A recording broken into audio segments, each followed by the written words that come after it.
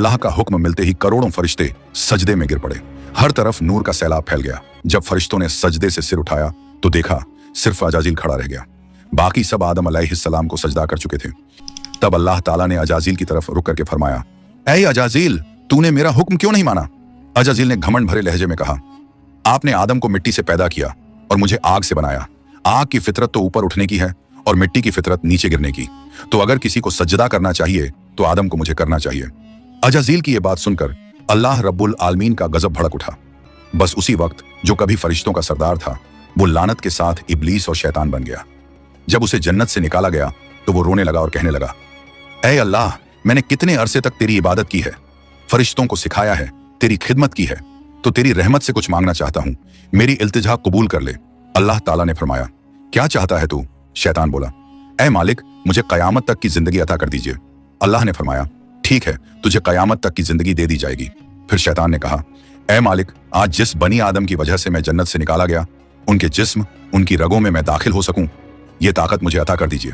अल्लाह ताला ने फरमाया, तुझे ये ताकत दी जाती है, लेकिन सुन ले ऐ शैतान, तू मेरे बंदों को धोखा दे सकता है, उन्हें गुनाहों में गिरा सकता है, लेकिन अगर मेरा कोई बंदा तौबा करेगा तो मैं उसके तमाम गुनाह माफ कर दूंगा और मेरे खास बंदों को तू कभी नुकसान नहीं पहुंचा पाएगा। इसके बाद अल्लाह के हुक्म से हजरत आदम अलैहिस्सलाम का तख्त जन्नतुल फिरदौस में ले जाया गया। वहां आदम अलैहिस्सलाम को पूरी आजादी दी गई कि वो जन्नत की तमाम नेमतों का लुत्फ उठाएं, घूमें फिरें, खाएं पिएं। मगर आदम अलैहिस्सलाम का दिल किसी चीज की तरफ नहीं झुका। वो तन्हा बैठे इबादत करते रहते। जिब्राइल अलैहिस्सलाम उनके पास तशरीफ लाएं और मुस्कुराकर बोले, ऐ आदम, जन्नत तुम्हें कैसी लग रही है? इस पर हजरत आदम अलैहिस्सलाम ने जवाब दिया, ऐ जिब्राइल, यहाँ सब कुछ अच्छा है, चारों तरफ सुकून और नेमतें हैं, हर चीज काबिल तारीफ है, लेकिन दिल में एक अजीब सी कमी महसूस होती है जिसे मैं बयान भी नहीं कर पा रहा। जिब्राइल अलैहिस्सलाम मुस्कुराए और बोले, हाँ आदम, मैं जानता हूँ, अल्लाह ने मुझे इसी मकसद से भेजा है, फिक्र मत करो, बहुत जल्द तुम्हारी ये कमी पूरी कर दी जाएगी।